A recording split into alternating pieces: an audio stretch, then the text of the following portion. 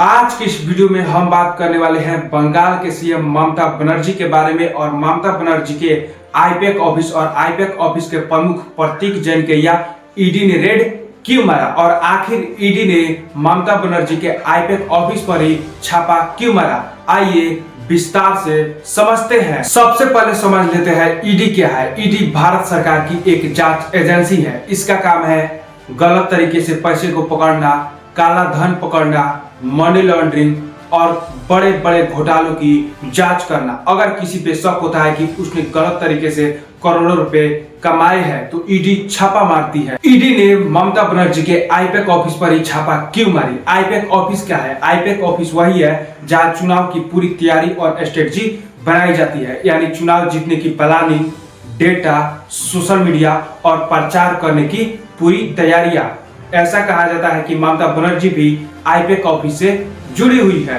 ED का कहना है कोयला तस्करी से जो काला धन आया है उस पैसे का कुछ हिस्सा आईपैक ऑफिस से जुड़ी जगहों तक पहुंचा है। इसलिए ईडी को शक हुआ कि यह रुपया सफेद करने की कोशिश हो रही है। इसी शक में ईडी ने आईपैक ऑफिस पर छापा मारा। ईडी ऑफिस में जांच कर रही थी कि बंगाल के सीएम ममता बनर्जी ने अपने निजी अधिकारी और पुलिस के साथ वहां पहुंच गई और कुछ कागजें, डेटा और फाइलें लेकर वहां से चली गई। यही से मामला बिगड़ गया। ईडी ने ममता बनर्जी पर आरोप लगाया कि मुख्यमंत्री ने हमारे काम में जबरदस्ती दखल अंदाजी की है।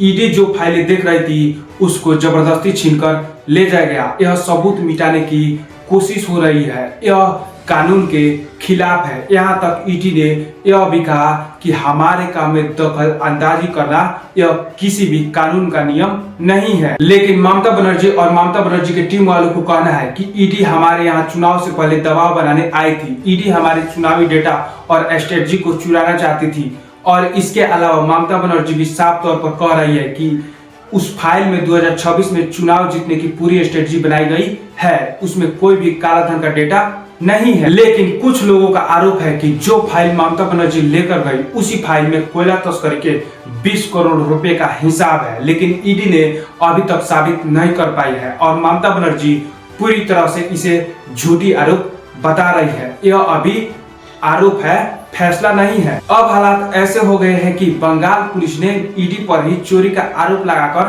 केस दर्ज कर दिया है और ईडी ने सुप्रीम कोर्ट का दरवाजा खटखटा दिया है। यानी एक तरफ केंद्र की एजेंसी और दूसरी तरफ राज्य सरकार, दोनों आमने सामने। 2026 में बंगाल में चुनाव है, इसलिए केंद्र सरकार कह रही है कि ईडी सही कर रही है और टीएमसी का कहना है कि यह सब चुनावी साजिश है। इसलिए मामला और गर्म हो गया है। एक तरफ बंगाल के नागरिक पूछ रही है क्या सच में ईडी काले धन की जांच कर रही है या चुनाव से पहले ममता बनर्जी पर दबाव बनाया जा रहा है। और दूसरी तरफ जो फाइलें ममता बनर्जी लेकर गई उसमें चुनाव की पूरी तैयारी है या काला धन का डेटा। इसका जवाब तो आने वाला समय ही बताएगा।